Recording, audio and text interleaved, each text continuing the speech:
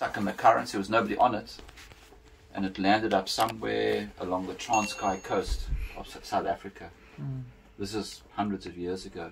So the Indonesian influence of being seafarers is massive. And also, I mean, you know, the island of Haiti, which is American. Yeah, it's in the Caribbean. But the island of Haiti used to have to pay tributes to Tidori during the, you know, when Tidori in Ternate were two of the big, although they're very close to each other in the Maluku or Moluccas as the English is a bit strange, but those two small islands had massive sea empires, and it stretched as far as Tahiti and as far as Haiti, into the Caribbean even. Very few people know that.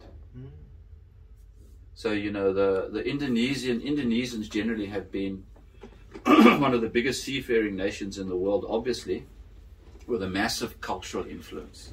Philippines as well. So that's just the background as to how the Indonesian civilization moved on. The other thing that you have to remember is that historically, you don't come from a vacuum. When the Dutch arrived, they found a civilization. It's a very important thing to remember.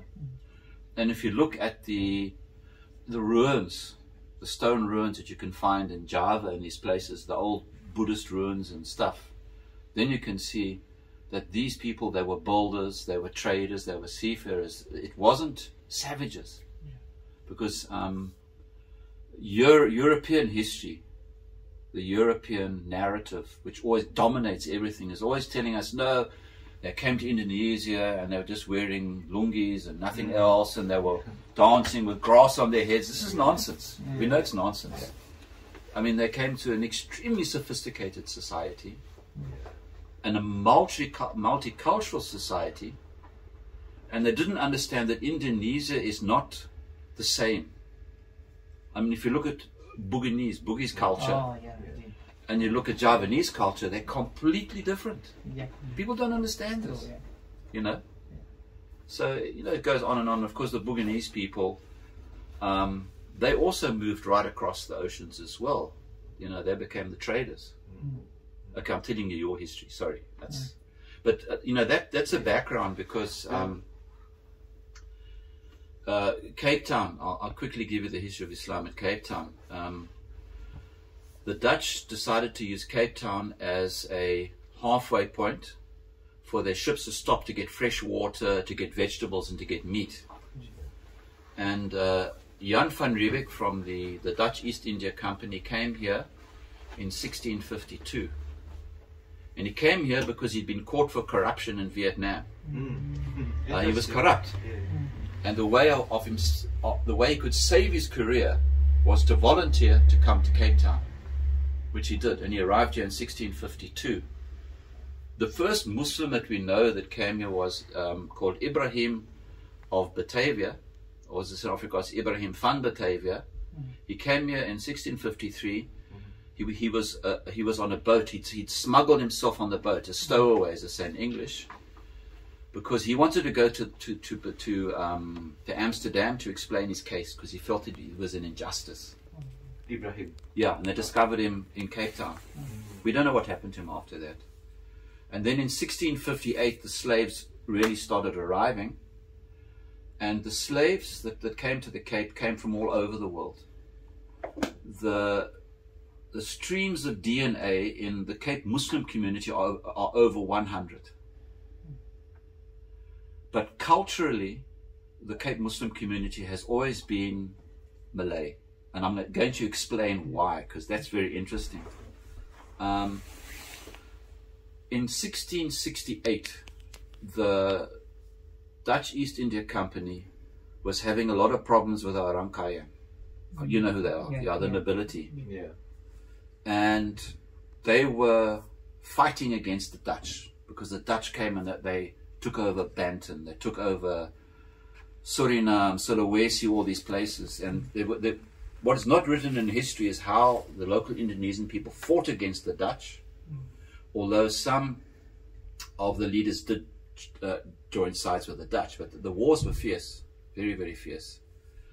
So what happened is the Dutch East India Company decided to send the Orang Kayan to exile in Cape Town, because it was the furthest part of the universe in those days, and they couldn't cause any problems there. They couldn't execute the leaders, because if they executed them, the local people would have risen up and they would have had more problems. So they sent them as far away as possible. So in 1668, one of the last sultans of Malacca arrived here. They call him Tuan Abdurrahman Matebi Shah. It's not his proper name. You'll find that a lot of we call them karamats or kramats, makams with the awliya, where the walis are buried. What I've discovered in my research, that in Indonesia, people have so many different names.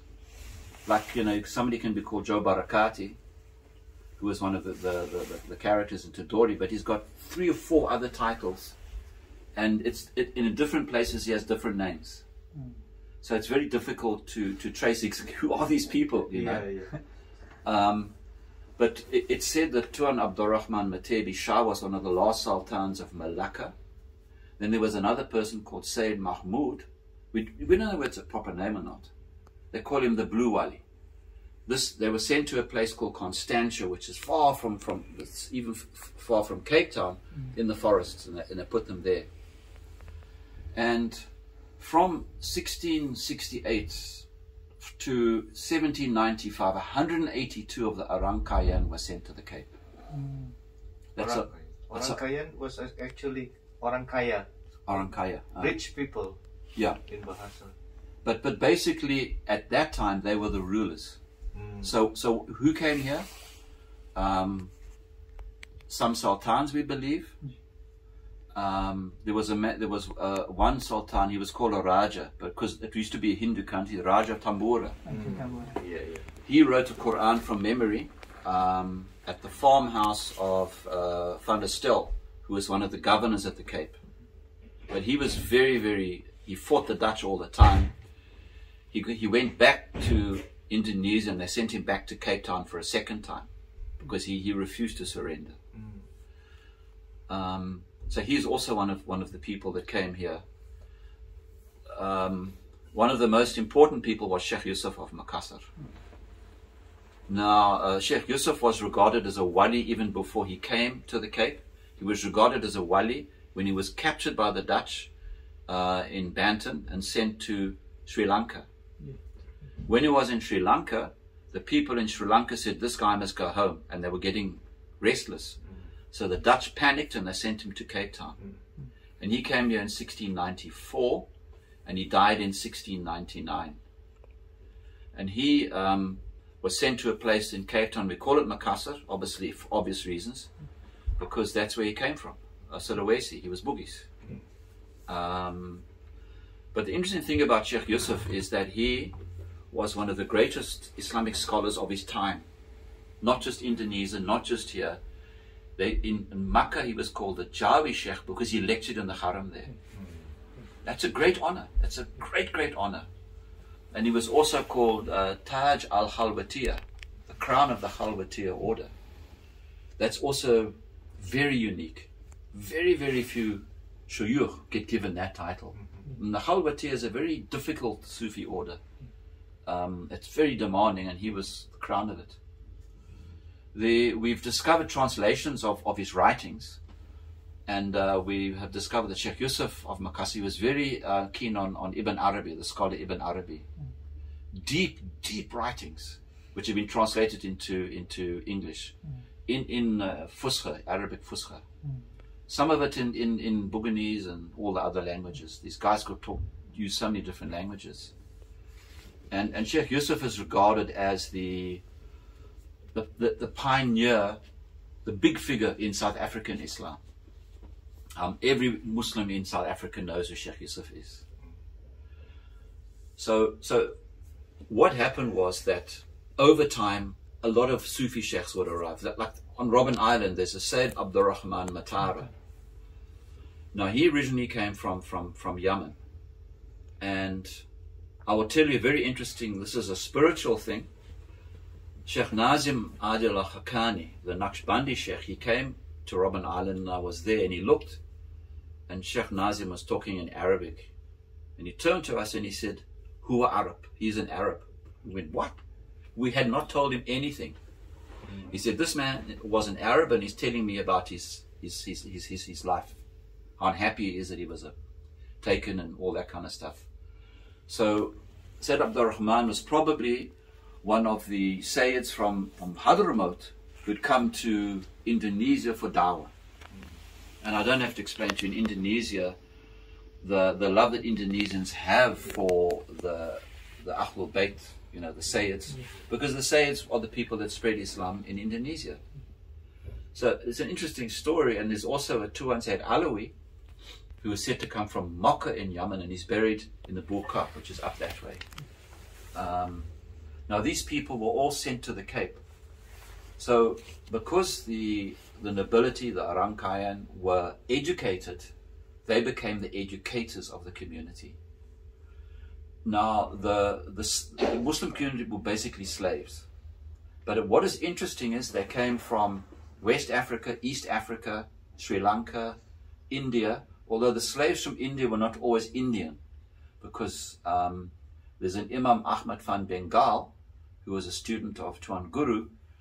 On his, everybody calls him Ahmad from Bengal, but his tombstone says he was from Java. We discovered that the other day. So it gets a bit confusing. So these people, as I say, became the educators.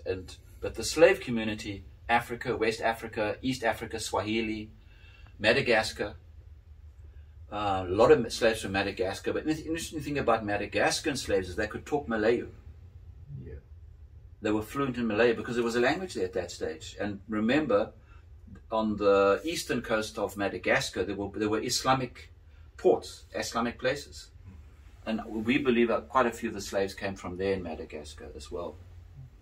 So when you look at the Muslim community, slaves from Africa and also from Central Africa, so many different places, but a significant amount came from Indonesia, but from all over Indonesia, from Sulawesi, even from Bali, Java, Sumatra, all these different places. Very few from Malaysia. Malaysians always say, yeah, it's us. I say, no, sorry, dudes, no. All right. I'm joking, but I mean, Try to claim. Yeah. Malaysia was once part of Indonesia. We know that historically. Don't tell a Malaysian that. All right, you know that. But nevertheless, you know, if you look at the whole landscape, the education was done by the Sufis. Because you'll find, if you visit the Karamata, you find why are they so far in the mountains? Why are they always next to a stream? Because these men, these Sufis, they lived there. Because that's where they hid in the mountains, and people would come to them, they would do their dhikr, all sorts of stuff. So they kept Islam going via Iman, via Tasawwuf. Very little fiqh, because there wasn't time to teach people Jemutsu Blacha and all that kind of stuff, you know. But the great thing was, the people had the Iman. They knew nothing about Deen, but they had the Iman. They were Muslim and they were proud to be Muslim, and that's what kept them together as a community. But where it changed was in 1780, when Tuan Guru was sent here. And his full name is Imam Abdullah ibn Qadi Abdul Salam. Now he is related directly, he's a direct relation to Sunan Gunung Jati. I mean, everybody knows who he is. Yeah. Now, Sunan Gunung Jati himself is an interesting character, because he became the Sultan of Banten and of another place, I can't remember, of Cirebon. Yeah. That's unusual. We also believe that a family member of Sunan Gunung Jati went to Ternate and was part of the royal family there. So what happens is that we don't quite know when. Somebody called Habib al-Faruq, Habib Umar al-Faruq, travels from Cirebon to Ternate. He spends time there, then he goes to Tidore. He marries a local woman there, and his son, Qadi Abdul Salam, becomes the father of Tuan Guru, Imam Abdullah, in Tidore. So can you see the linkages as well? It's quite amazing, because the Sayyids, they were, Tuan Guru, Sunan Guru Jati was a Sayyid, and his family moved all the way from Hadramaut all the way across until they came to Java, and then they spread, In fact, his Sunan Guru Jati's family also brought Islam to Cambodia. Champa. Yeah, people forget how old Islam is in Cambodia, or even in Thailand. So Tuan Guru, they were known as the Jawis on Tidore, but they were the ruling class, and they were the imams, and they educated people. The Sultan of Tidore was accused of talking to the English. The Dutch got very excited, and they took Sultan Jalaluddin and his two sons, Tuan Guru, Badruddin, Nuruddin, and Qadi Abdul Rauf, to Batavia. They sent Sultan Jalaluddin's sons to Sri Lanka, and it broke his heart. And then Tuan Guru and 4 other people were sent to the Cape. This was in 1780. When they arrived here, they had no papers, because the papers was on another ship that was still lost at sea. So what the authorities did was they said, okay, you go to Robben Island, because they didn't know what to do with him. After a year on Robben Island, the British are sailing towards the Cape to overtake, to conquer, or to attack the Dutch ships. So what the Dutch do is they take all the prisoners off the island, and they send Tuan Guru and the 4 Tidore people to Saldanha Bay, which is 100 kilometers from Cape Town, up the west coast, to hide them there. For some reason, they didn't want the English to know who they'd captured. The English arrive, and they give the Dutch a hiding, complete hiding. The Dutch lost all their ships. But what happened was Qadi Abdul Rauf, Nuruddin, and another one, and 2 princes from Ternate escaped, and the British took them to Madras. But Tuan Guru was left with Badruddin, who was they call him a secretaris, and Imam Abdullah, who was an imam. They had to walk back to Cape Town because the British had taken all the ships, and it took them 15 days to walk from Saldanha back to Cape Town in the middle of our winter. And our winters are cold and wet and rainy. It was horrible. Tuan Guru gets to Cape Town, and he's there for 4 to 5 years, and he's sent back to Robben Island again, because the Arangkayan are causing problems for the Dutch here. There was another man called, they used to call him Pai Skapi, Tuan Nuruman. He's also buried up in the Boerkaap. He made a zimet. We call it a zimet in is it the same word? Yeah. Okay. Amulet. Amulets. So he made amulets for some escaped slaves, and they got caught by the Dutch. And the Dutch were scared of the slaves rising up against them always. So what they did was they got hold of Tuan Guru and all Arangkayan, and they sent them back to Robben Island until 1791. Then Tuan Guru comes back to Cape Town. Now, in the meantime, he's written the Quran from memory. And you should actually see a copy of the Quran that he's written, because Tuan Guru has a very distinctive Arabic script. We don't quite know what it is. We know that each Islamic region has got its own script, but Tuan Guru's script is just different. Very neat, very beautiful. So if you get a chance to see his Quran, you must, if you're Hafiz, look at his script. And remember, he wrote it from his head. And he's got all the marks and everything. It's in black, and it's in red. Now, the interesting thing about Tuan Guru's just being a Hafiz, apart from the fact he was a genuine alim. I spoke to a sheikh from Mauritania, who was also from their Hafiz tradition. And he asked me an interesting question. He said, tell me, what color ink did Tuan Guru use? And I said, he used red and he used black. And he said, he learned the Quran the way we learn the Quran. And he said, we don't only learn it to recite it, we learn to write it. And I got this in Mauritania. He was completely impressed that Tuan Guru had learned the Quran by writing as well as by reciting. I mean, you should know as a Hafiz, it's different writing it than reciting it. Yes. Very different. Very different. Yeah, very different. So, in fact, Tuan Guru wrote 5 Qurans eventually from memory to help the people. His writing the Quran was actually an act of resistance. But he knew the Dutch couldn't understand Arabic or Malay, so he could do whatever he wanted to do. Then he wrote another book, we call it the Marifa, but it's got everything in it. It's got the Tawheed of Imam Sunusi, which all of us study, the 20 Sifat. It's got a bit of Shafi fiqh, and it's also got a lot of works from Imam Shadili, because Tuan Guru was from the Shatariya Tariqa, which was a Tariqa of the Sultans in the Maluku. Yeah. It had the Hizbul Bahr of Imam Shadili, it had the Hizbul Nasr of Imam Shadili, it had the Hizbul Biqaya of Ibn Arabi, which is amazing. It had the Dua as-Sayfi of Shah Abdul Qadir Jailani, and other awrat. I mean, from memory, written in this book. A certain section of it is written in Malay, but it has been translated into English. And it's an amazing book, but what is amazing is the dua that he makes. And his duas are always against the oppressor.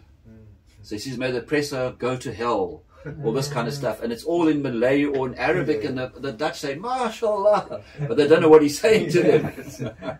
So that's how they resisted, very clever. And that was the role that Tuan Guru played. And he established the first madrasa in Cape Town.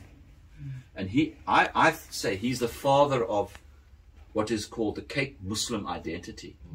Because his madrasa included everybody. And remember, our slave population came from all over. And a lot of our slaves came from Africa. They had a lot of Swahili influences.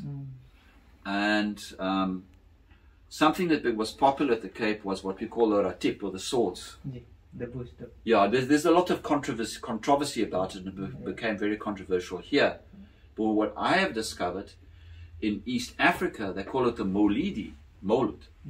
They did exactly the same thing. And the drums that the people used to use, they call it a guma. But the African word is ngoma for a drum. It comes from East Africa. So what happened was the African population came in, they saw the ratip, and now there was common ground. And the African slaves that were not Muslim, a lot of them became Muslim, to the extent where by 1840, 50 to 60% of the Muslim population was African of descent. But you add into the mix, I mean, it's a pity that there's COVID. If you go to a Jummah in Cape Town and you stand and you look, you will see the face of every nation on earth in Cape Town. That's the Cape Muslim identity. It's very unique with all these different streams of DNA. But the Malaysian, I'm not comfortable with the word Malaysian or even the term Malay, because it doesn't say anything. But the means of instruction in terms of teaching Deen was via the learned people, and the learned people were those who came from Indonesia. So that's where the similarities are. So somebody who has no Indonesian blood will say, I'm from Indonesia. He's not. He's probably from Africa and whatever else. But it's a proud identity that people have.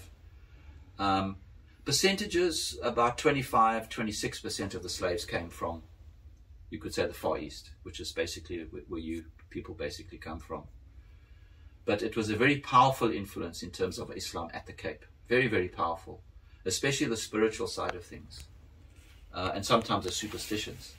I mean, you know, we've got something called a dukun. You call it dukun. It's Very good. it's here as well. Don't worry. So it's amazing. It looks so different, but there's so many similarities. And the other thing that I think is very similar is the warmth of people. If you are a guest, I mean, obviously anywhere in the Muslim world, but it's a kind of warmth. I find it very similar to what I've experienced in places like Malaysia, Bali, Indonesia. It's same. You know, it's very easy to walk around there, to live there, because it's just the same, you know. And often it's the same words. I mean, you know, we go terima kasih. People we use the word kanala and the word kaparang, which I think it's very old. You know, we have lots of old Bahasa Malayu words that it's starting to disappear, but for years have been part of our vocabulary. Or when somebody says Selamat Jalan, we go Selamat Jalan. I mean, it's very similar to what is in Malayu. Meninggal. Yeah, Kamaningo. We still use the term, you know. Or Bacha. Or Pujis. Lebaran. Labarang. Jambang. Yeah. Jambang. Yeah, I mean, all of these words are still here. So it's very, very interesting. I think it's something to be proud of. And what is very moving is that since 1994, people have started to reconnect. I mean, I know people have gone to Indonesia and said, family. And that's amazing. Especially with the family of Tuan Guru, because Haji Irfan Nurul Rakib, he went to Tidori, and he met his family after over 200 years. So it was very, very moving. So it's a very interesting story. So I don't know if you've got any comment. I can talk until Yom Al-Qiyamah. So Shafiq, yeah. how do you foresee next generation? Are they going to lose the affinity with Indonesia? Because I see at the parents, at least they still have close affinity to Indonesia, but I haven't seen that's the same case with the children. See, yeah, that's a responsibility of okay, I'm of the old generation, I'm an old goat, one foot in the grave, etc. Yeah. So you can blame all the wrongs on me, but I mean, on a more serious note, I think it's our responsibility to keep the community culturally aware. I mean, you know, when I started doing the Tuan Guru research, I had no idea where it was going to go to, and we've just scratched the surface, I think, because the more I look at it, I mean, I've discovered more things since I've written the book, you know, as to characters, you know, and I think that it's very important for the connections to remain, and it's very important for our generation that this is why we did the Tuan Guru book. So there's something is left behind, so young people can say, I was part of this. Because the madrasa that Tuan Guru created was essentially what became the Cape Muslim community, a mixture of everybody accepted unconditionally because they were Muslim. Yeah, because I see with intermarriages, they got married with Indian descent, African descent, then somehow it's like a sway in terms of the culture and also the Islamic inclination. It's not sometimes it's not the modern Islam that we brought from Indonesia. But see, this is the biggest problem. I mean, you've hit the nail on the head there, is that like any Muslim society in the world, we've been cursed by a version of Salafism, of Wahhabism. I'm very outspoken about Wahhabism because I've seen with my own two eyes what it's done to the Arab world and what it's done to our community and what it's done to other communities. Been creating extremism, and it's just so against everything that I've seen historically in terms of. I mean, Indonesia is such a mixed place actually, and how it was functioning before the Dutch came. And I think how it functions today. I mean, we've all got problems, but I mean, one doesn't hear about as much extremism coming from Indonesia as you would from the Arab world, and may it remain that way. True. But extremists are a problem wherever you go in the world, and they always focus on young people. They get inside the heads of young people, and young people say, no, well, spirituality, let's throw that out. Your beard isn't long enough. Okay, you're kafir. Well, it gets really silly, you know. But this has been the biggest problem. And in my own tiny way, I've tried to sort of put forward the idea of the fact that Islam is, we are tolerant, but there is a line in the sand. I mean, obviously there's a point beyond which we don't go. But we don't hate people, you know. I mean, that's the main thing. We don't want to go and cut people's heads off. And this is the sad problem. In Pakistan is I mean, I've been to, it's a sad country because of what the dear Bandis have done. They've destroyed it. The Taliban. Pakistan used to be one of the most spiritual countries in the world. I mean, you couldn't move 100 meters without, there's a wali, there's a wali, there's a, that's all, you know, they're trying to destroy it. Especially Sindh and Punjab, you know. I mean, the interesting thing is that most human beings are inherently spiritual in any case. And when people like Sunan Gunung Jati, they're heroes. The Wali Songo, they're heroes. They're true heroes because of the insight. I mean, taking the puppets and transforming them into Islamic stories as opposed to Hindu stories is genius. Or one of the Wali Songo telling the people on his island, don't eat beef, and the Hindus became Muslims as a result of it, you know. I mean, those are the most classic examples you could ever wish to find. Until now. Yes. So I mean, you know, you young guys, you young students, you have a lot of responsibility, you know. I mean, at the end of the day, it's about love, actually. It's about respecting people and honoring them, you know. It's not about, you are this and, you know, no. It doesn't work, you know. I mean, I'll give you an example of how to deal with it. I once had this guy, this West Indian Sheikh, Bilal Phillips. He's a Wahhabi. And he came to my studio, and I was very uncomfortable because I didn't want to go into that space. And I told him, I said, okay, Sheikh Bilal, you know that I disagree with you. I said, how are we going to deal with this?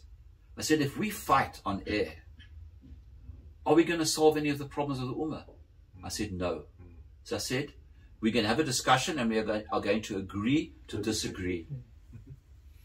And it actually worked. And I got him to admit that dhikr wasn't haram. I said, okay. And he said, no, you can't say Allahu. He said, the Hu, that's haram, but the Allah is halal. So it's a small victory. So how did you convince him? From the Quran. I said, you know, if you tell a Wahhabi that's in the Quran, it's fine. They're very literal.